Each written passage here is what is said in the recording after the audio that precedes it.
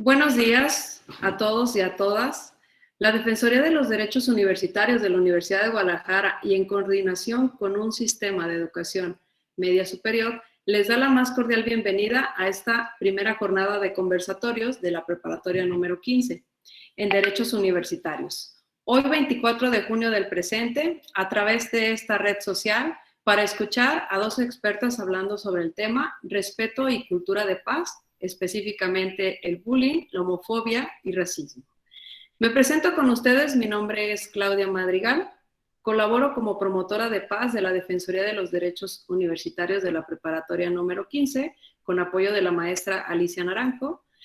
Y bueno, pues en esta ocasión daré una breve introducción, el tema que vamos a abordar sobre el respeto y cultura de paz, que trata de fomentar principalmente pues, la información de primera mano, en la que ustedes como alumnos tengan las nociones generales de lo que implica este tipo de violencia que se genera, como es el bullying, enfocado principalmente a las problemáticas que se han presentado en algunas escuelas sobre homofobia y racismo. Para ello, en esta ocasión contamos con la valiosa participación de nuestras participantes expertas. Me permito presentarles. Esta tarde contamos con la presencia de la maestra Marta Marcela Méndez Vega, formadora de formadores en la COSDAC. Es psicoterapeuta con un enfoque humanista existencial. Es docente de la preparatoria número 10. Igualmente presento a la maestra María Lomelí Urquieta, Luz María Lomelí Urquieta, ella en psicología de formación y cuenta con un posgrado en administración. Es profesora de la carrera adscrita a la Escuela Preparatoria número 7 de la Universidad de Guadalajara. Ambas son expertas en formadora de formadores a nivel de la COSDAC y es un gusto contar con su presencia. A continuación, con este conversatorio, les voy a mencionar las pautas para su desarrollo. Primeramente, invitarlos con sus reflexiones y preguntas para que nos ayuden a enriquecer este conversatorio. Al final, tendremos un espacio de preguntas y respuestas en el cual la manera de hacérnoslo llegar puede ser haciéndolas en el chat y nosotros filtraremos estas preguntas para hacerle llegar a las ponentes. Sin más, dejo el uso de la voz, maestra Luz María.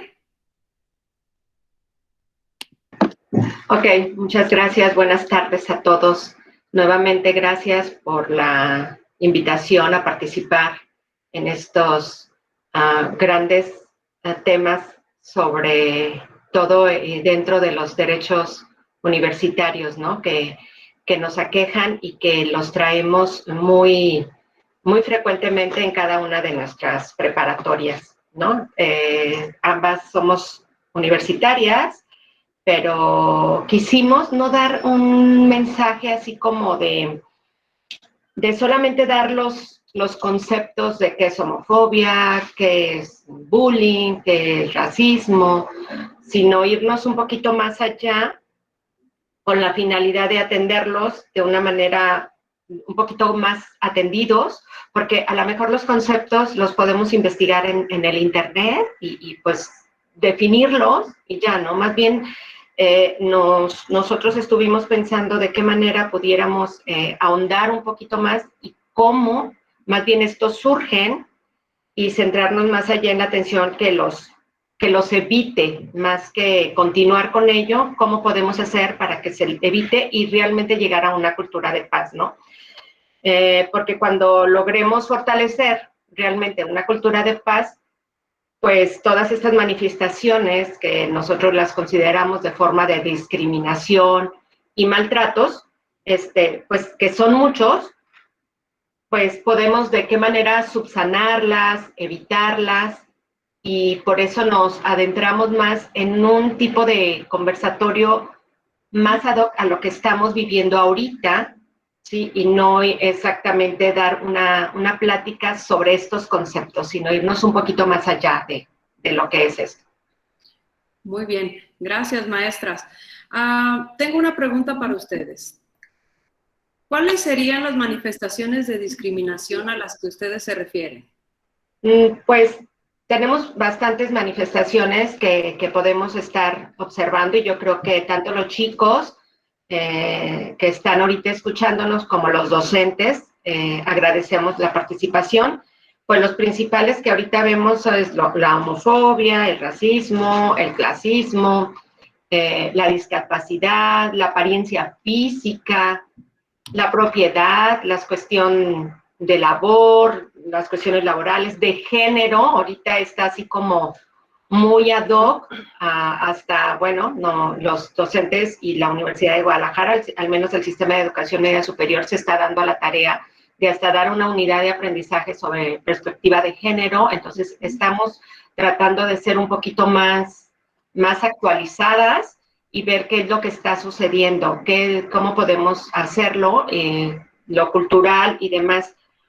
Lo que nos lleva a que discriminar tiene que ver más bien con nuestra historia personal, más que saber conceptos, más bien hay que ver cómo ha sido nuestra historia personal, con nuestros aprendizajes, cómo ha sido nuestra educación, tanto familiar como escolar, y los valores, ¿no? Cómo nosotros manejamos, cómo se inculcan en la escuela, no, más bien cómo se inculcan en la familia y cómo los podemos llevar a la escuela, ¿no? Porque si la familia no nos ayuda un poquito en cuanto al aprendizaje de valores, pues ahí nos vemos los docentes un poquito apretaditos en poder conversar con los chavos sobre este tema, ¿no? Y pues también con esto pues nos lleva a crearnos prejuicios, ¿no?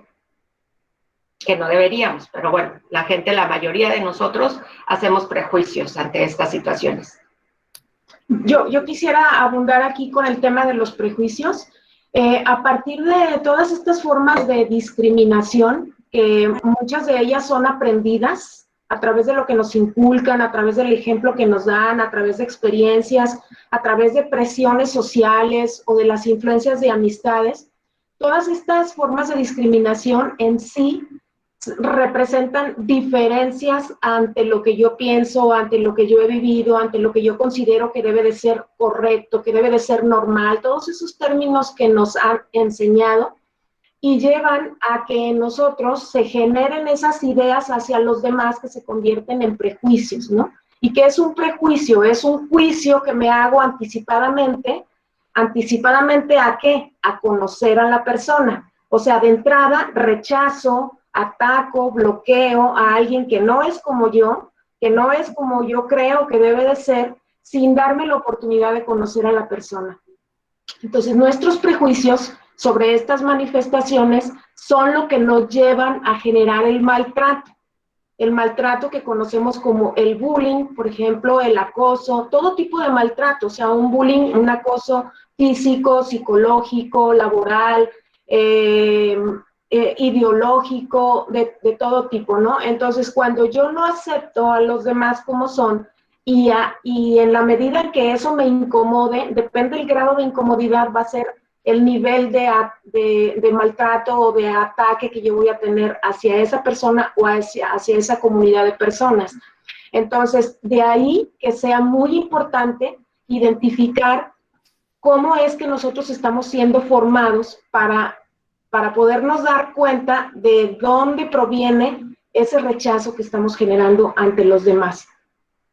Y no nos queremos detener en cada uno de estos tipos de ataques, de maltratos, de bullying, de discriminación, porque es una problemática que ya la conocemos. Aún los jóvenes ya la conocen, muchos ya la han experimentado, otros han leído sobre ella, la han presenciado en otras personas, y más que detenernos en esto, queremos ubicarnos, como ya decía la maestra Luzma, hacia las condiciones que llevan a generarlos. ¿Qué condiciones de nuestra vida nos llevan a generar ese tipo de discriminación y de maltrato? Y también centrarnos en la vía por la cual podemos evitarlos. Sí, es importante que nos permitamos conocer y reconocer, ¿sí?, que todas estas manifestaciones de discriminación o todas estas conductas, elecciones, decisiones, que marcan esas diferencias, como por ejemplo una discapacidad, una cuestión racial, una apariencia física, una religión determinada, una identidad sexual elegida, la edad, el género, tienen diferentes orígenes, ¿sí? Algunas de ellas son inevitables, o sea, tienen que ver con la genética, pues no hay manera de haber sido de una forma diferente. Otras tienen que ver con el tiempo que transcurre y va generando la edad. Otras por circunstancias de la vida, ¿sí? O sea, pérdidas, falta de trabajo, complicaciones en la existencia de las personas, y otras por elección, ¿sí? Hay personas que decidieron, ¿sí?, ser y manifestarse de determinada forma, ¿no? Entonces, todas estas influyen en el estilo de vida de las personas y en la vivencia que las personas tienen. Entonces, es importante tener presente esto para poder dar el siguiente paso hacia la comprensión de la persona. Pareciera también que es complicado poder definir el concepto de ser humano ideal o perfecto como tal, y por ello también la reflexión ante los prejuicios. Me gustaría hacerle una pregunta. ¿Cómo incide esto en la discriminación y el maltrato? Bueno, creo que este es el meollo de todo este asunto, ¿no? O sea, cuando miramos a la persona desde nuestros valores y desde nuestros prejuicios, pasamos por alto las circunstancias que acompañan a cada persona, ¿sí? Y esto nos lleva a hacer una evaluación de la conducta de la persona por encima de la persona. No sé si me doy a entender. Y entonces juzgamos y rechazamos, pero en realidad lo que estamos juzgando es la conducta y rechazamos a la persona por la conducta. Entonces no estamos mirando al ser humano. De aquí la importancia de revisar nuestra historia personal. Yo insisto mucho en esto de la historia personal, o sea, de lo que yo he vivido, de lo que pasa conmigo, para ver desde dónde y hacia dónde estoy dirigiendo la discriminación o el maltrato. O sea, de dónde surge. Es decir, antes de evaluar, de rechazar o de juzgar, debo mirarme a mí, ¿sí? Hay una frase de Hermann Hesse que a mí me encanta, que dice: no tengo derecho a juzgar la vida de los otros, solo debo juzgarme a mí mismo y elegir o rechazar en función de mi persona, ¿sí? O sea, entender que lo que me incomoda no es la otra persona, sino lo que no va conmigo. Lo que no va conmigo no tiene que ver con el otro, y yo tengo que entender eso, ¿sí? Para darme cuenta que mi incomodidad, que mi rechazo, mi discriminación es desde mí, no tiene que ver con la otra persona. Sí, de hecho, si me permites, Marce, abundar un poquito más sobre esto de la historia personal, que lo consideramos muy importante, y sobre todo ahorita para los jóvenes, ¿sí? ¿Cómo ha sido su historia personal? ¿Cómo ha sido el trato desde que llegaron a esta vida hasta donde están ahorita? Y bueno, los adultos también, ¿no? ¿Cómo ha sido?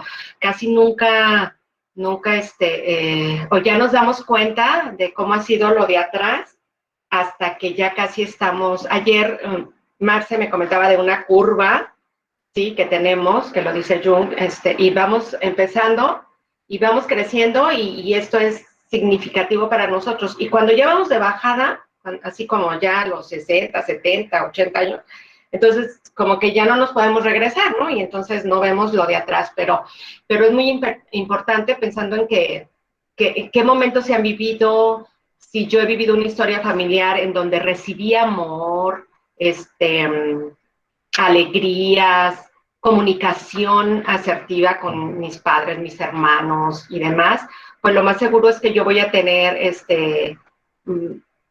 una mejor manera de cómo interactuar con los demás, ¿no? Y aceptar a los demás, ¿no? Pero a lo mejor si yo tuve una vida más complicada, con rechazos, con abandonos, con maltratos, con deshonestidad, por ejemplo, cuando nosotros, y no me dejarán mentir, luego tenemos el hijo chiquito, timbre el teléfono y le decimos: no digas que estoy, si es fulanito, ¿no? Y entonces ahí ya soy yo deshonesta y estoy incitando a que mi hijo también vaya a empezar a ser deshonesto, ¿no? Porque eso es normal, eso está bien, eso ocurre con todos nosotros, entonces no hay ningún problema, ¿no? Y nos lleva a tomar decisiones, pues a lo mejor a veces fuera de la formación de los valores que nosotros queremos inculcar, ¿no? Por ejemplo, hay una historia de, bueno, le vamos a poner nombre, ¿no? Como Pedro y Juan, que viven en una familia donde es el maltrato a los dos, golpes, pleitos, con papá, con mamá, y los dos van creciendo. Cuando ambos ya deciden, hagan de cuenta que Pedro decide salir y ya cada uno como nosotros volamos, decimos, y Pedro se va por las cuestiones de vicios, drogas, pues lo que llamamos la mala vida, ¿no? Y Juan, por así decirlo, se va por cuestiones buenas, por crear una familia, el otro se quedó fuera y hasta está en la cárcel, ¿no? Porque lo acusan, el otro no, tiene una gran familia, con valores, bien estructurada y demás. Y a ambos se les pregunta, ¿sí? Oye, Pedro, tú que te fuiste, ¿por qué decidiste irte para este lado?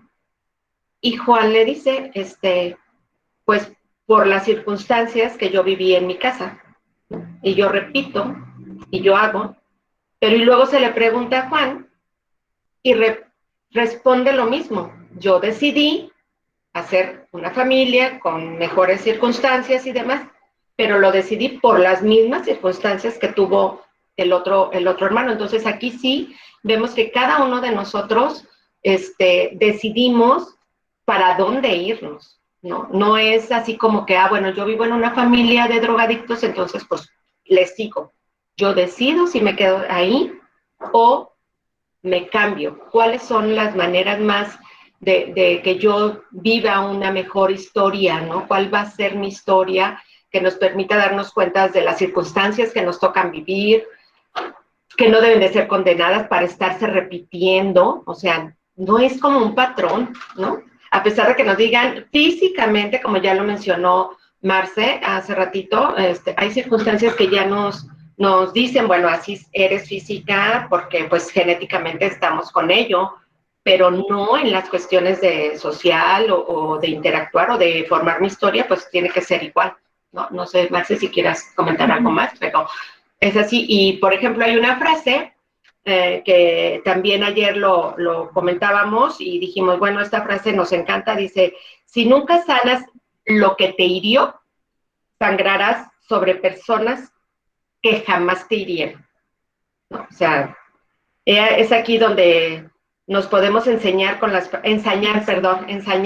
personas que piensen diferente a nosotros, ¿no? Como Marcelo bien lo decía, o sea, nunca vemos a la persona, vemos la conducta y a veces caemos o tiene la mala fortuna de que a lo mejor yo no estoy de buenas y hoy que está Marce aquí y todo lo que yo traía atrás cargando, hoy Marce hizo algo y con ella me desquito, ¿no? Y me ensaño con ella.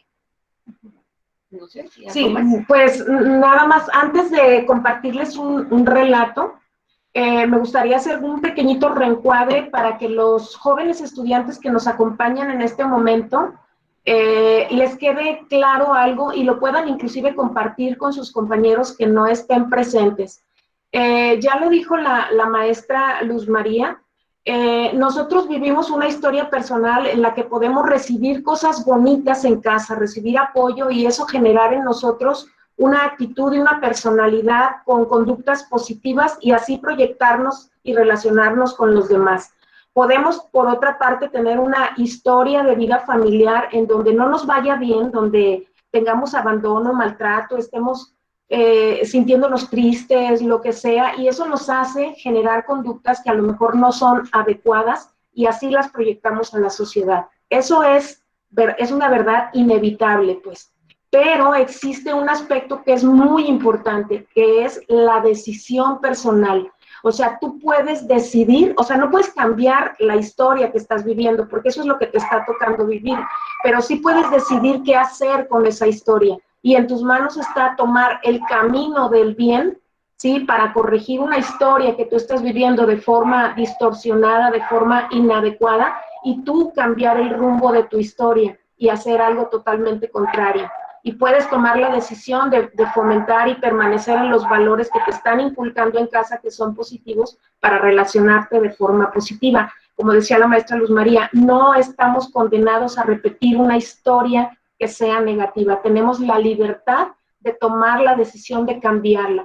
Y un aspecto para poder cambiarla muy importante es el sanar mi historia, sanar las heridas que estoy recibiendo, no sé, de papá, de mamá, de hermanos, de amigos, de lo que sea. ¿Y cómo las sano? Pues acercándonos a personas que nos puedan brindar ayuda. Dentro de la escuela están nuestros tutores, están las personas de servicios educativos, hasta nuestros hay tutores, atención, ¿no? Sí, hay atención psicológica, hay unidades de atención psicológica en diferentes instituciones públicas que no tienen ningún costo y que pueden acudir a ellas. Esto es muy importante. Y bueno, me voy a tomar la libertad de compartirles un relato que la lectura completa llevaría media hora, por lo cual me di a la tarea de hacer una síntesis y se las voy a compartir porque es muy importante lo que esta historia tiene para comunicarnos. Es una historia ficticia, ¿sí? Y dice así: entonces me juzgaron culpable, me declararon invisible por espacio de 1 año, a partir del 11 de mayo del año de gracia del 2104, y me llevaron a una habitación oscura situada bajo el tribunal para imprimirme la marca en la frente antes de dejarme libre. Me arrojaron sobre una silla, alzaron el hierro de marcar. No te dolerá. Y en efecto, noté cierto frescor y eso fue todo. ¿Y ahora qué ocurre?, pregunté. Pero no hubo respuesta. Se alejaron de mí sin decir una palabra. Estaba libre para marcharme o para quedarme y pudrirme allí si lo deseaba. Nadie me hablaría ni me miraría más de una vez, solo lo suficiente para ver la señal en mi frente. Yo era invisible. Mi invisibilidad era metafórica. La gente podía verme, pero se negaría a verme. ¿Un castigo absurdo? Tal vez. Pero claro, también el crimen era absurdo. Un crimen de frialdad. Me había negado a compartir la carga de mi prójimo en 4 ocasiones. El castigo de ese crimen era la invisibilidad durante 1 año. El castigo por hablar con un hombre invisible era la invisibilidad, 1 mes, 1 año o más, según la gravedad de la ofensa. De esto depende todo el concepto. Me pregunté con qué rigidez se cumpliría la regla. Pronto lo descubrí. Me metí en un ascensor y dejé que me subiera a un jardín colgante de cactus. Aquellas formas curiosas y retorcidas se adecuaban a mi estado de ánimo. Avancé hacia el mostrador, coloqué una moneda. Una entrada, dije. No hubo respuesta. La gente hacía colas detrás de mí. Repetí la petición. Una mano se extendió y otra moneda fue depositada en la mesa y le entregaron al hombre su entrada. Yo también quiero una, insistí con voz tensa. Otros me fueron apartando a un lado. Sin una palabra de disculpa, empecé a comprender el significado de mi invisibilidad. Me trataban literalmente como si no me vieran. Yo mismo me serví una ficha sin pagarla, nadie podía detenerme y entré al jardín. Un inexplicable malestar me abrumó y ya no sentí deseos de quedarme. Salí, apreté el dedo contra una espina, brotó la sangre. Al menos los cactus seguían reconociendo mi existencia, aunque solamente fuera para sacarme sangre. Volví a mi apartamento. Los libros me esperaban, pero no sentía interés por ellos. No sería tan duro, me dije. Jamás había dependido totalmente de otros seres humanos. En realidad, ¿no había sido sentenciado en primer lugar por frialdad hacia mis congéneres? Entonces, ¿qué necesidad tendría de ellos ahora? Que me ignoraran sería un descanso. La invisibilidad podía resultar divertida en sociedad, pensé. Me habían sentenciado tan solo a una cura de descanso de 1 año. Estaba seguro de que la disfrutaría. No obstante, había algunos inconvenientes. La primera noche fui al mejor restaurante de la ciudad, pensando en pedir los platos más caros y luego retirarme antes de la cuenta. Estaba equivocado. Ni siquiera llegué a sentarme. Esperé en la puerta media hora mientras pasaba una y otra persona junto a mí. Ningún camarero me atendería. Aquella noche dormí muy mal. La segunda jornada de mi invisibilidad fue un día de tanteos y descubrimientos. Me fui a dar un largo paseo cuidando de mantenerme en los senderos de peatones. Había oído historias sobre los tipos que disfrutaban atropellando a los que llevaban la marca de la invisibilidad en la frente, porque no hay recurso contra ellos ni castigo. Mi situación tiene sus peligros, peligros intencionados. Caminé por las calles viendo cómo se abría la multitud para dejarme paso. Estaban bien entrenados. A mediodía vi a mi primer compañero invisible, que llevaba la marca de la vergüenza en su frente. Su mirada se cruzó con la mía por un instante. Luego pasó de largo. Un hombre invisible, por supuesto, no puede ver a otro como él. Me sentí divertido nada más. Aunque saboreaba la novedad de ese estilo de vida, nada podía herirme. Todavía no. Llegué a una de esas casas de baños donde las muchachas trabajadoras pueden bañarse por un par de monedas. Sonreí maliciosamente. El empleado me lanzó apenas una mirada de asombro. Aquello fue un pequeño triunfo para mí, pero no se atrevió a detenerme. Entré. Había ahí cientos de mujeres, jóvenes, viejas o maduras. Algunas se enrojecieron, otras sonrieron. Muchas me dieron la espalda, pero todas tuvieron cuidado de no demostrar una auténtica reacción ante mi presencia. Así que las observé mientras se bañaban. Mi reacción era confusa. Por un lado, la sensación de haber hecho algo malo al penetrar aquel lugar, sin que me detuvieran, pero también una sensación de pena, aburrimiento, repulsión. No era capaz de analizarlo. Comí solo en uno de los automáticos. Empezaba a ver que la novedad del castigo se desvanecía muy pronto.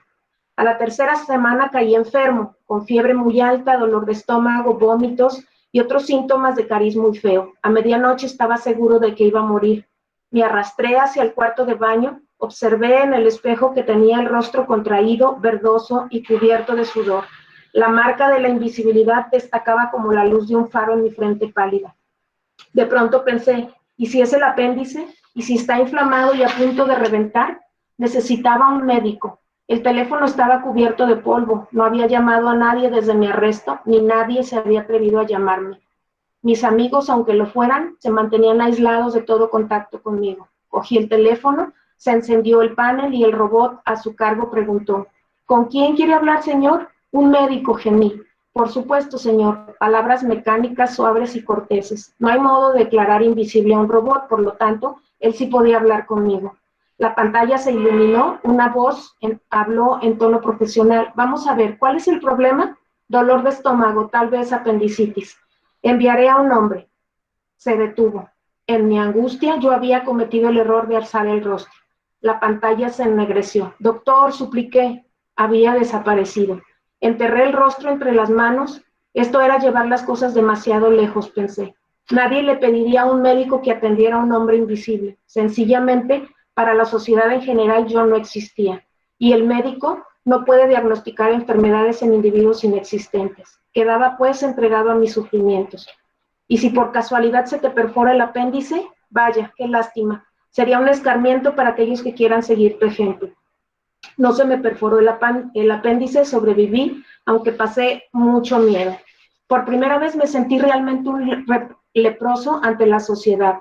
Maldije a los que habían inventado tal castigo. Tenía que enfrentarme a solas con cada amanecer en medio de una ciudad de 12 millones de almas. ¿Cómo describir mis altibajos de ánimo y los cambios constantes de mi espíritu conforme iban transcurriendo los meses? Había ocasiones en que la invisibilidad suponía un gozo, una delicia, un tesoro. En esos momentos de locura me gloriaba el verme exento de las reglas que oprimen a los hombres corrientes. Y entraba donde quería, la casa de baños jamás me tentó de nuevo, pero sí otros santuarios. Y como un dios yo los observaba todo. Me iba endureciendo. Mi desdén por la sociedad, el crimen principal que me condenó a la invisibilidad, seguía en aumento. Había malos momentos, buenos momentos, momentos en que me sentía un gigante y caminaba rebosante de desprecio entre los imbéciles visibles. Y momentos de locura, he de admitirlo. El que ha pasado por la condición de invisibilidad involuntaria a lo largo de varios meses es probable que quede algo desequilibrado. Ni un mendigo se me acercaba. ¿Sabían ustedes que todavía hay mendigos en nuestro fabuloso siglo? Hasta que me declararon invisible. Tampoco yo lo supe. Fue cuando mis largos pasos me llevaron a barrios pobres donde todo no era tan brillante y donde los viejos piden limosna. Pero nadie me pidió una moneda. Solo una vez se me acercó un ciego. y al pedirme la moneda se interpuso entre nosotros un hombre de unas muletillas que susurró una sola palabra, invisible, y ambos se largaron como dos ratones asustados. Quedé allí en pie ofreciendo estúpidamente mi dinero. Toda mi arrogancia se desvaneció, ahora estaba solo. ¿Quién podría acusarme de frialdad? Me había convertido en un hombre blando, patéticamente ansioso de una palabra, una sonrisa, una mano amistosa, y llevaba 6 meses de invisibilidad. Finalmente cometí una gran estupidez. En uno de mis interminables paseos me encontré con otro invisible. Nuestras miradas se cruzaron con temor solo un instante. Luego él bajó la suya hasta el suelo, me cedió el paso y siguió caminando. Era un hombre con el pelo oscuro y rizado y un rostro flaco y alargado. Tenía aspecto de erudito y me pregunté qué habría hecho para merecer tal castigo. Casi me venció el deseo de correr tras él y preguntárselo, saber su nombre, hablar con él y abrazarle. Cosas todas prohibidas a la humanidad. También tendrá el menor contacto, nadie tendrá el menor contacto con un invisible, ni siquiera otro invisible, especialmente otro invisible. La sociedad no siente el menor deseo de fomentar una unión secreta, la camaradería entre sus parias. Yo lo sabía muy bien, sin embargo me volví y lo seguí, manteniéndome a unos 20 o 50 metros detrás. Por fin se metió en una calle lateral gris y polvorienta. Me acerqué a él. Por favor, dije en voz baja, nadie nos verá aquí, ¿podemos hablar? Me llamo... Giró en redondo con ojos aterrados. El rostro muy pálido, me miró atónito por un instante, enseguida saltó hacia adelante como para huir, escurriéndose a un lado. Le bloqueé el paso. Espere, dije, no tenga miedo, por favor. Intentó pasar, sin embargo, le puse la mano en el hombro, luchó por liberarse. Solo una palabra le rogué, ni una, ni siquiera un déjeme en paz. Consiguió esquivarme y corrió, hasta que llegó a la esquina y yo seguí mirando hacia allí vencido por la soledad. Y el temor, además. Él no había faltado a ninguna de las reglas, pero yo sí, le había visto. Tal vez eso me supusiera un castigo, la prolongación de mi sentencia de invisibilidad. Miré en torno ansiosamente, no había robots de seguridad, estaba solo. Volví sobre mis pasos tratando de tranquilizarme y seguí por la calle. Gradualmente recuperé el control. Comprendí que había cometido una imperdonable tontería. La estupidez de mi acción me molestó, pero todavía más su aspecto sentimental. Extender la mano con aquel pánico a otro invisible, admitir abiertamente mi soledad, mi necesidad. Mi sentencia se acercaba a su fin. En los meses finales me había hundido en una especie de torpor. A mi mente, entregada a sus recursos, ya no le interesaba pensar en las complicaciones de mi situación. Ya no me esforzaba por disfrutar las pocas ventajas de la invisibilidad. Pasaron los meses agotadores. No contaba los minutos que faltaban para mi liberación. Si he de ser sincero, la verdad es que se me olvidó por completo el día que terminaba mi condena. Estaba leyendo en mi habitación cuando sonó el timbre, abrí la puerta. Allí estaban los representantes de la ley. Sin pronunciar palabra rompieron el sello que unía la marca en mi frente. El emblema cayó haciéndose pedazos. Hola, ciudadano, me dijeron entonces. Asentí con gravedad. Hola. Es el 11 de mayo del 2105, su condena ha terminado. Queda incorporado de nuevo a la sociedad. Ya ha pagado su deuda. Gracias. Venga a tomar una copa con nosotros. Preferiría no hacerlo. Es la tradición, venga. Salí con ellos. Me llevaron a un bar, me ofrecieron un whisky, el camarero me sonrió, un hombre me dio un golpecito en la espalda y me preguntó que a quién le iba en la carrera de aviones. No tenía la menor idea. Lo siento. Entonces me invitaron también a una copa, acepté, era un ser humano otra vez, volvía a ser visible, no me atrevía a desairarle. Podrían haberme acusado de nuevo del crimen de frialdad. La quinta ofensa habría significado 5 años de invisibilidad, había aprendido a ser humilde. Regresar a la visibilidad supuso una transición difícil, naturalmente. Viejos amigos con los que reunirse, conversaciones que quedaron interrumpidas, relaciones que renovar. Había perdido por completo el arte de la conversación. El periodo de reajuste supuso para mí toda una prueba. Aún así, perseveré, pues ya no era la misma persona altiva y fría de antes de mi condena. Había aprendido la humildad en la más dura de las escuelas. De vez en cuando vislumbraba un invisible en las calles, pero con el adiestramiento apartaba la vista de ellos. Fue al 4º mes de mi retorno a la visibilidad cuando aprendí la lección definitiva de mi sentencia.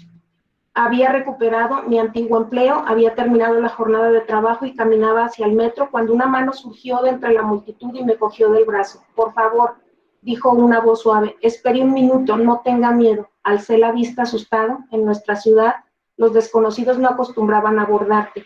Vi el emblema brillante de la invisibilidad en la frente del hombre y entonces lo reconocí. Era el hombre delgado que me había dirigido hacia más de medio año en aquella calle desierta. Me retenía por el brazo, yo temblaba. Esto era una calle, no era una calle desierta, era la plaza más abarrotada de la ciudad. Me solté de su mano y empecé a dar la vuelta. No, no se vaya, gritó. ¿No tiene piedad de mí? Usted también ha pasado por esto. Di un paso vacilante. De pronto recordé que también yo le había gritado, que le había rogado que no me rechazara. Recordé mi abrumadora soledad. Di otro paso, alejándome de él. Cobarde, chilló a mis espaldas. Hábleme, le desafío, hábleme, cobarde. Era demasiado. Me sentí conmovido. Lágrimas repentinas inundaron mis ojos, me volví a él y le tendí la mano. Le cogí por la muñeca. El contacto pareció electrizante. Un momento después le tenía en mis brazos, tratando de aliviar con mi actitud parte de su tristeza. Los robots de seguridad nos cercaron. A él lo echaron a un lado, a mí me apresaron. Me juzgarán de nuevo y esta vez será por un crimen, no será por un crimen de frialdad, sino por el crimen del afecto. Tal vez me encuentre en circunstancias atenuantes y me dejen en libertad, tal vez no. No me importa. Si me condenan, esta vez llevaré mi invisibilidad como un glorioso escudo de armas. Bien, no sé qué opinen, lo vamos a ver al término, pero el volvernos invisibles, el que la gente no nos voltee a ver, pues implica cierta, pues, angustia en el ser humano. Bueno, a mí sí me provocaría cierta incomodidad de estar en una sociedad en la cual no me volteen a ver. Y todo por esa frialdad, ¿no? De no estar bien con mis valores, de no llevarlos a cabo. Y si en mi familia no nos los mencionaron como tales, y los practicamos en nuestra vida cotidiana, pues la verdad vamos a ser personas invisibles, ¿no? Sí, pues qué interesante con este relato que nos comparte. De igual forma, mencionaban previo a que tenemos personal que apoya a estas situaciones en las que nosotros podemos acercarnos y me hace recordar que también algunas unidades de aprendizaje tratan de fomentar el autoconocimiento.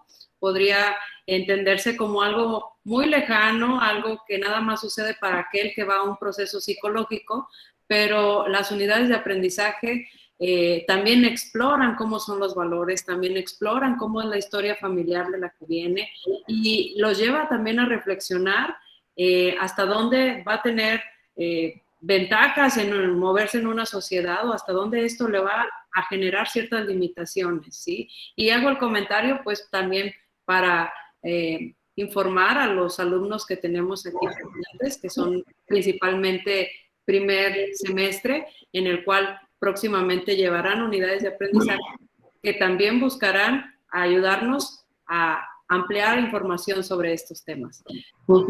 Muy bien. Me gustaría preguntarles, maestras, pareciera que todo apunta hacia principalmente reconocer los valores. ¿Qué opinan ustedes? Pues bueno, conforme a los relatos y los cuentos y lo que hemos hablado, sí, algo muy importante para llevar o lograr una cultura de paz, pues tenemos que tomar en cuenta los valores, ¿no? Y bueno, muchos chicos dicen, sí me lo sé, pero creo que no los practican. Y para alcanzarlos, pues debemos de fomentarlos, de inculcar, arraigar esos valores, es decir, formar a las personas con base en aquellos valores que son esenciales para una sana convivencia humana. Por ejemplo, los valores que sabemos que hay infinidad, como los valores morales, sociales, culturales, familiares y demás, ¿no?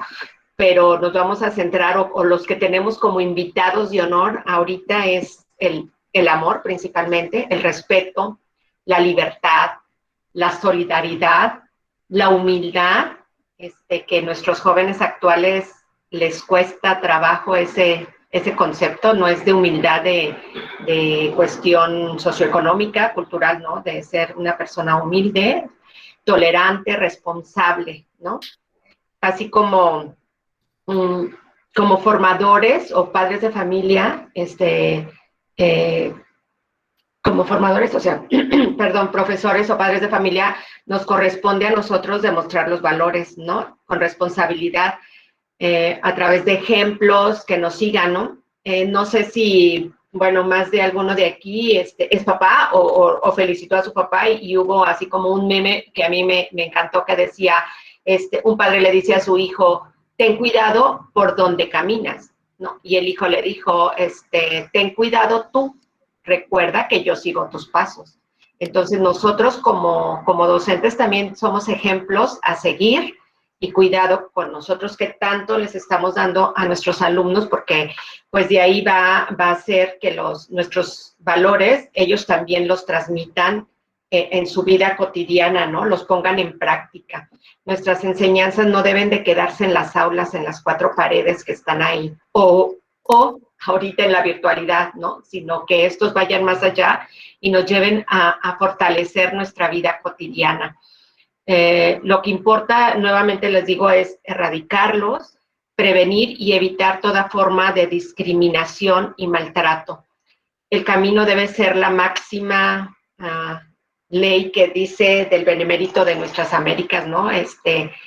El respeto al derecho ajeno es la paz, que a lo mejor ya fue hace mucho de nuestro presidente Benito Juárez, pero si nosotros llevásemos a cabo este emblema, de verdad yo creo que nuestras circunstancias estarían de mejor.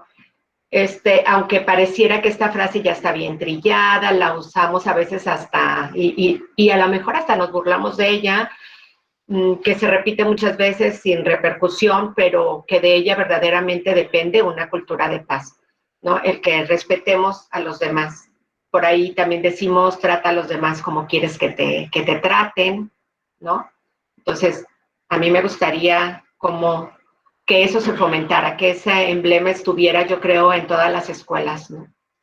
La parte en que nos comenta referente a los valores universales, que pareciera que pues nacemos y están incluidos, pero que se van construyendo con la convivencia, que se van reforzando. Me llama la atención también en este momento de crisis de salud en la que nos encontramos, cómo se han acentuado estos valores en cuestión familiar, en cuestión social, en cuestión laboral, porque muchos de nuestros alumnos ya se encuentran laborando y se han encontrado a lo mejor con estas dificultades de que en casa no era posiblemente algo importante reconocer estos valores o fomentar estos valores y que están impactando en sus diversos ámbitos en los que se relacionan. Me gustaría preguntar, bueno, si pueden abundar un poquito más en esta frase que ustedes mencionan como frase trillada. Sí, mira, es muy importante lo que comentas con respecto al impacto que ha tenido la pandemia en el resurgimiento o en el surgimiento de nuevos valores, ¿no? O sea, porque como en el relato, o sea, la pandemia creo que a muchas personas las ha metido a una experiencia en donde se han sensibilizado, en donde han hecho ejercicios de empatía al estar enfrentando situaciones que no enfrentaban, pero las tuvieron que enfrentar por necesidad y se han dado cuenta del valor de las cosas. Entonces, esto nos enseña pues que de experiencias negativas, de experiencias feas, podemos sacar grandes aprendizajes y creo que son las bondades de la pandemia porque están despertando en el ser humano nuevamente ese valor del cuidado, del amor, de la solidaridad, del respeto. Y esta es una gran área de oportunidad. Creo que es una puerta que se abre para continuar con este camino, ¿sí? Desde lo que fomentamos en diferentes unidades de aprendizaje, en Defensoría de Derechos Universitarios, desde nuestros espacios de casa, como padres, como hijos, creo que no debemos de soltar lo que la pandemia nos está permitiendo recuperar, ¿sí? Y con respecto a lo trillado de la frase, está muy desgastada porque cuando se habla de respeto no se hace transparente lo que lleva a generarlo, no se evidencia lo que lleva a generar, lo que lo desata, lo que lo fortalece, lo que le da sentido, lo que lo hace ser. El respeto debe manifestarse a través de la tolerancia, a través de la solidaridad, a través del respeto a la libertad de ser y de pensar del otro. Implica un alto grado de humildad, lo pudimos ver en el relato, ¿sí? La humildad significa sensibilidad, significa ser personas sencillas y abiertas a todo lo que nos conmueva, pues. Y no puede existir el respeto si no existe un amor incondicional. Un amor incondicional es amar al prójimo, ¿sí? Independientemente de cómo sea, de cómo piense, de su color de piel, de su preferencia sexual, de su ideología, de su religión, de todo lo que resulte diferente, para mí es amar. Amar no significa estar enamorado de las personas, ¿sí? O sea, amar implica ese acto de bondad y de acercamiento y de cuidado hacia el otro, ¿sí? Por lo que debemos entonces propiciar formas y espacios para respetar a las personas tal como son, soltar el deseo de intentar modificarlas, comprender que cada quien tiene una historia personal que lo determina, mostrar afecto y solidaridad, expresar las diferencias sin agresiones, o sea, porque tenemos la libertad de opinar, pero no tienes por qué agredir. Y si existiera, sanar la rivalidad, hacer que el ser humano se vuelva más humano. Eso es a donde queremos apuntar, ¿no? Y este en realidad sería un camino para mejorar toda la interacción humana y construir una cultura de paz. O sea, no solamente la discriminación y el maltrato al que nos estamos enfocando, sino todo tipo de interacción humana. En síntesis, o sea, para llevarse bien no se necesitan las mismas ideas, se necesita el mismo respeto. Sí, de hecho, ahondando tantito, Marce menciona expresar las diferencias sin agresiones. Y comentábamos que, bueno, ahorita se usan mucho las manifestaciones, ¿no? Ahora por las lesbianas, ahora por los homosexuales, ahora por el respeto al género, o sea, manifestarse. Y nosotros consideramos que sí, a lo mejor son buenas cuestiones, pero si nosotros llegamos mejor al respeto y nos respetamos desde casa, desde implementar estos valores y implementarlos en nuestra educación con nuestros chavos, el hacerlos, porque cuando nos llegan a nuestras aulas y todavía ellos no han construido bien esos valores, no se los inculcaron de casa, pues nos cuesta más trabajo a nosotros docentes poderles inculcar, ¿no? Nosotros consideramos que desde casa se deben de tratar y que se deben de llevar bien. Mira, así rapidísimo, yo sí imparto la unidad de autoconocimiento y personalidad y hay una última actividad integradora donde los chavos ponen una carta asertiva, ¿no? Y ahí nos damos cuenta que realmente ahora con la cuestión de la pandemia que mencionas, los chavos no estaban acostumbrados a estar en casa, ni papá y mamá estaban tan acostumbrados a tenerlos, sobre todo en la etapa de la adolescencia, y ahí podíamos ver diferentes choques generacionales que se pudieran presentar. Pero si nos vamos y los inculcamos bien, como la última frase que mencionó Marce, de para llevarnos bien no se necesita pensar como tú, sino simplemente respetar a como tú piensas y como yo pienso, creo que las cosas serían mucho más benéficas. Y como bien comentan, bueno, quiero también hacer la invitación para que nos hagan llegar sus preguntas, sus reflexiones por medio de este chat en esta videoconferencia para poderle externar a las presentadoras sobre sus inquietudes.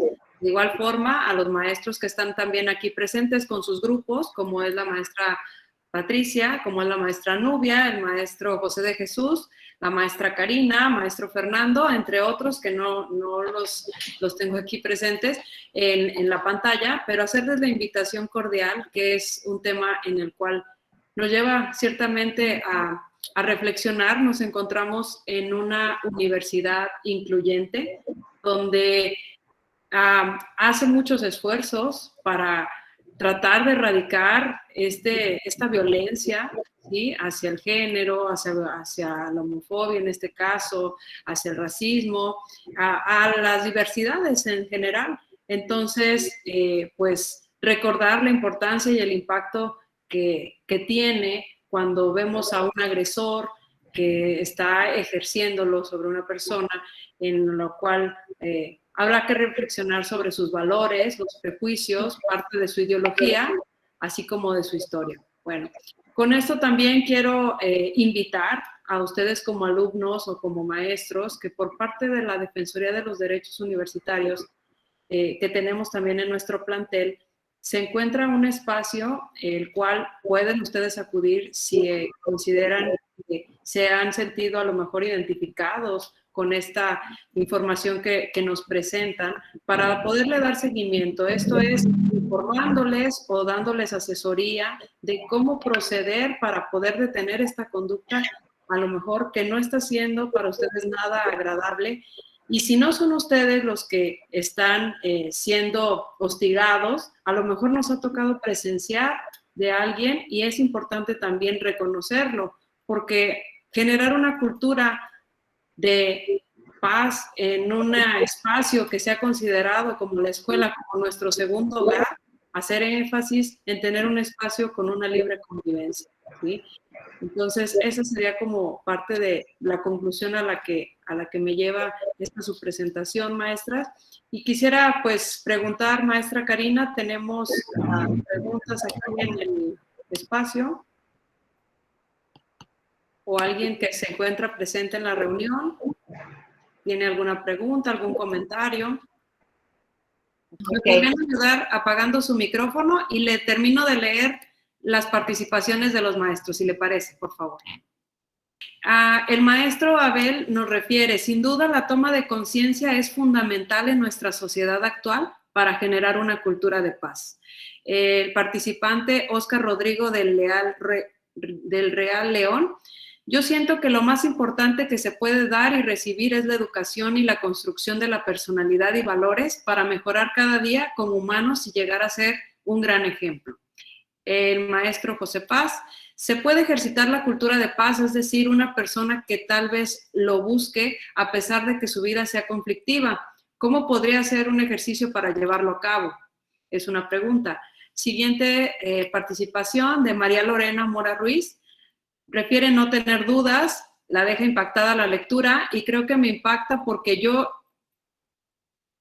he pasado por situaciones similares y me siento con muchísimo coraje, que no sabes ni cómo reaccionar y debemos de tener conciencia de todos los malos comentarios y aspectos que tú tienes que dar con ello. Y me gustaría poder anteriormente darles conciencia a esas personas.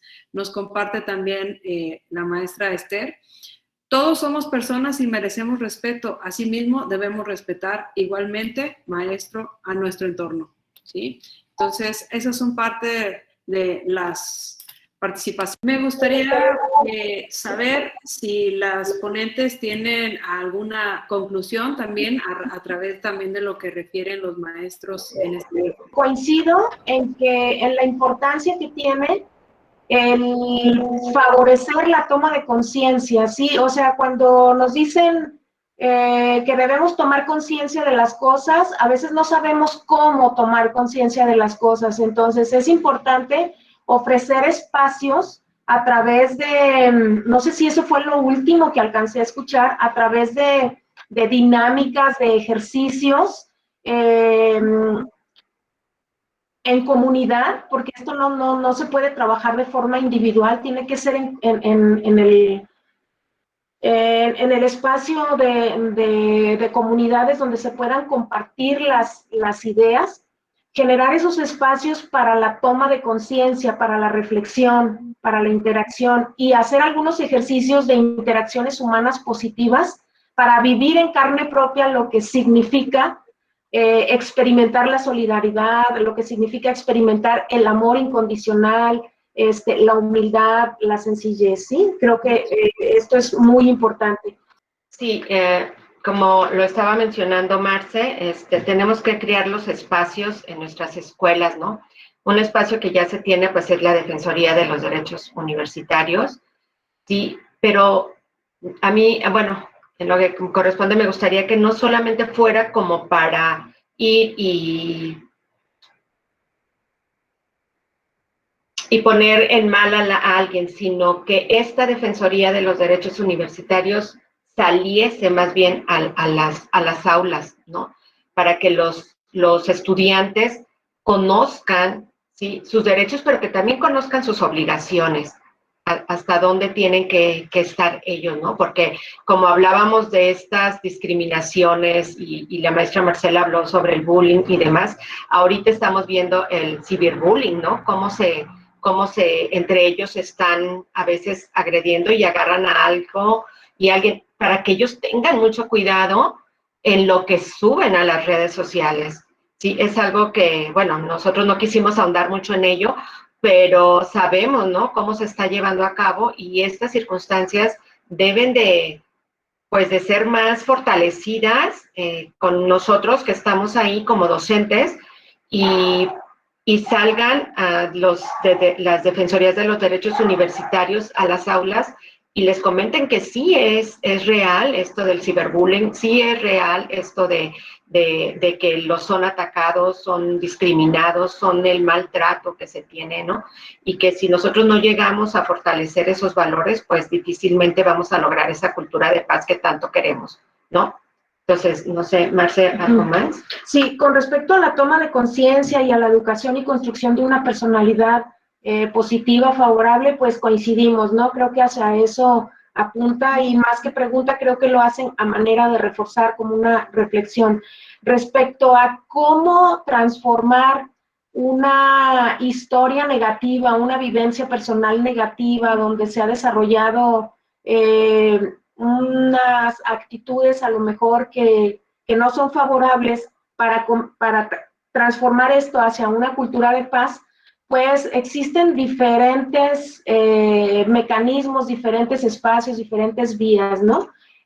Puede ser desde la consejería, puede ser desde dinámicas o talleres de sanación de historia personal, grupos focales en donde se compartan situaciones negativas y que haya alguien que ayude a dar tips de cómo salir de ese círculo vicioso de amargura o de resentimiento. Y hay también talleres en donde se enseñan técnicas para la solución de conflictos, para poder sanar ese resentimiento que uno pueda tener, ¿no? Con respecto a lo que comentan sobre alguien que ya ha pasado por esta situación que se describe en la lectura y que le ha generado un gran malestar, es muy importante darnos cuenta que aunque nos hayan tratado mal, aunque hayamos pasado por situaciones complicadas que nos hayan hecho sangrar, que nos hayan lastimado, nosotros podemos responder de forma diferente. O sea, la vía no es el desquite, no es el repercutir, que esto repercute en otros. Acuérdense la frase que mencionamos de que cuando no sanamos nuestra historia, vamos a sangrar sobre personas que no tienen nada que ver, ¿no? O sea, vamos a andar desquitándonos con el mundo entero. Entonces es importante, sí, pues reconocer que sí la pasamos mal, que sí me trataron mal, pero que no necesariamente yo tenga que responder de la misma manera. Quizás el maltrato que he recibido es una enseñanza que me dice cómo no debo de ser yo. Sí, el aprender a ser resilientes, ¿no?, con nuestras circunstancias también, o sea, que encontremos esos espacios de talleres, de grupos focales, como lo menciona Marce.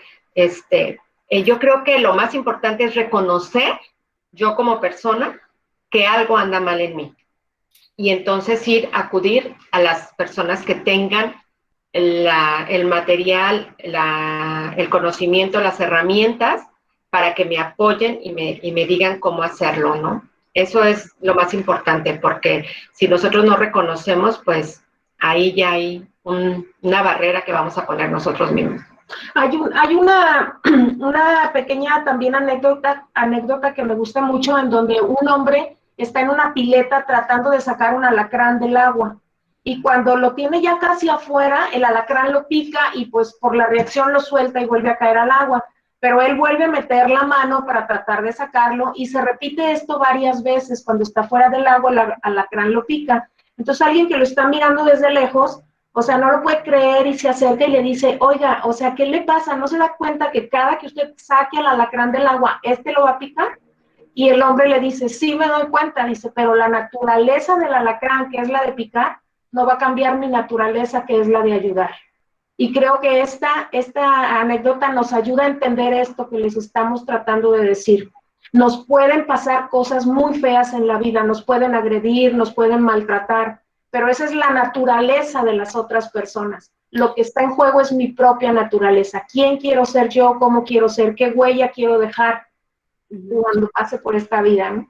Muy bien. Hay 4 participaciones más, si me permiten, me apoyan apoyando su micrófono y la maestra Karina nos va a ayudar a leerlas. Gracias. Ok, nos menciona Rivera Díaz, Marco. Sobre este tema yo creo que lo más importante que tenemos que sacar es sobre los valores, que tenemos que tenerlos claros y practicarlos, ya que se nos pueden ir los valores. También hay que tomar conciencia sobre este tema, ya que es importante llevar un estilo de vida sano y sin ningún tipo de problema. Y esos valores es lo que nosotros de grandes les vamos a inculcar a nuestros hijos, tal y como ustedes, los padres, nos inculcan a nosotros para llevar una buena vida. Rivera Díaz, Marco, también menciona, también se me olvidó, dice, que los problemas siempre hay que reflexionarlos, nuestros problemas y nuestras dificultades para no volver a cometerlos y siempre sacar lo bueno, no lo malo, para llevar una buena vida. Fátima Cecilia Alvarín, solamente debemos entender todas las personas pensamos diferentes y tenemos gustos diferentes sobre cómo nos vestimos o qué es lo que nos atrae. Está bien siempre y cuando nadie le haga daño a nadie, porque todos somos diferentes. Entonces el respeto y los valores son los que más debemos tomar en cuenta y nos deben enseñar en casa. La maestra Nubia Navarro, en el actual entorno que vivimos en nuestro país, cobra mayor impotencia crear espacios seguros, libres de violencia, espacios de paz, y en cada uno de nosotros está hacer de la escuela un lugar seguro, porque quizá nuestro barrio no lo es y algunas veces los hogares tampoco. Eso es todo, maestra. Muchas gracias.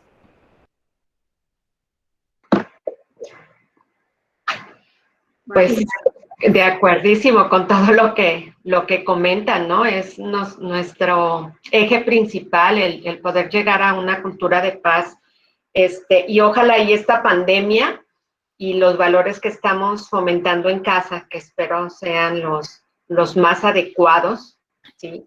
El saber convivir con nuestras compañías, el saber respetar, el saber la libertad. Y algo que mencionó y que estuvimos así de acuerdísimo es ese amor incondicional, ¿no? De hecho, nuestro tema dice respeto y cultura de paz, como que el respeto fuese el valor principal para llegar a una cultura de paz. Sin embargo, hay otro principio para poder respetar, que es el llegar a ser el amor incondicional, ¿no? Si nosotros amamos incondicionalmente al otro, pues es respetarlo tal y como es, ¿no? No con ello comulgo con lo que es, simplemente respeto como es, así como me gusta que a mí me respeten como soy. Sí. Sí. Pasa, maestra. Sí, no, nada más con respecto a lo que comentaban de la importancia de reflexionar sobre nuestras problemáticas para darnos cuenta que desde ahí nosotros también estamos respondiendo, ¿no? En el conversatorio anterior al que nos habían invitado, ahí mencionábamos algo muy importante, que era esencial no tomar decisiones ni actuar cuando estamos bajo emociones complicadas, ¿sí? O sea, este comentario de reflexionar la problemática me parece muy importante. Hay que reconocer si en un momento estoy muy ofuscado, estoy muy enojado, estoy muy fastidiado, no actúo, no digo nada, porque voy a cometer errores, mi reacción va a ser exagerada, ¿sí? Al igual que si estoy triste.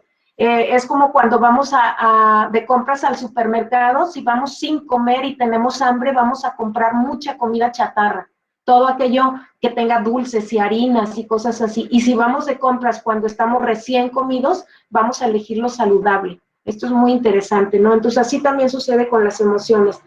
Y es muy importante lo que comentan sobre el hecho de hacer un círculo de transmisión de valores, ¿no? O sea, se van transmitiendo de unos a otros y al final se hace un círculo positivo y bonito de valores que finalmente es como si fuera, con respecto a la creación de los espacios seguros, de que no existen muchos ahorita y que tenemos que irlos construyendo, pues este círculo de generación de valores, de ese recicle de valores continuo, es como si tiráramos una piedrita en el agua, ¿no? Y empieza a extenderse las ondas. Entonces tenemos que también ser pacientes y ser perseverantes en el fomento de los valores.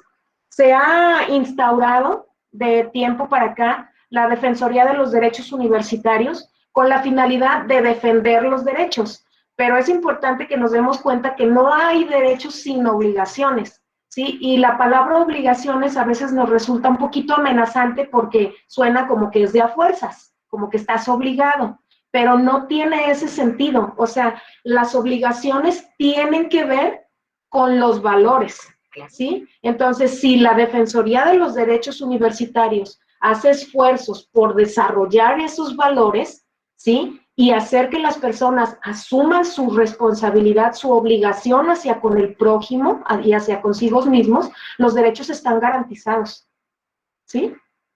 Así es. Totalmente de acuerdo. Aquí hacer referencia también para dar de su conocimiento a los alumnos. Nosotros como docentes estamos actualmente capacitándonos en cómo trabajar con esta nueva perspectiva, tanto de género, los temas que vienen siendo innovadores próximamente en cuestión de las nuevas masculinidades, cómo es que vamos a trabajar con los alumnos sobre estas temáticas, abordarlas desde un punto reflexivo para intentar incidir en esto que estamos haciendo, que es fomentar una cultura de paz. Muchas gracias. No sé si falta algo de comentar, maestras. No, pues de nuestra parte no. Me encanta lo que acabas de decir. Sí, es una materia, una unidad de aprendizaje que va a crear nuevas manifestaciones en los alumnos, pero yo creo que en la capacitación que estamos teniendo los docentes debe de ir enfocado a que se transmita mediante este soporte que estamos mencionando nosotros, que son los valores y ese amor incondicional que debemos de tenernos del uno al otro, ¿no? Es lo que mencionamos hace ratito de volver a ser humanos, ¿no? Muy bien. Pues ahora sí, a nombre de la maestra María Dolores Lomelí Urquieta, directora de la Escuela Preparatoria número 15, les doy las gracias por su valiosa participación, a ustedes ponentes en este espacio, y gracias a todos y a todos ustedes por su presencia en este conversatorio, así como los maestros y sus alumnos que nos acompañan. Invito a todo el público a que nos siga en la página oficial y nuestras redes sociales, que es la plataforma de Facebook Prepa 15 con letra, para enterarse de los próximos conversatorios. Agradezco su participación, agradezco su puntualidad a este evento y que tengan una linda tarde. Muchas gracias, maestras. Muchas gracias. Gracias a ustedes. Gracias.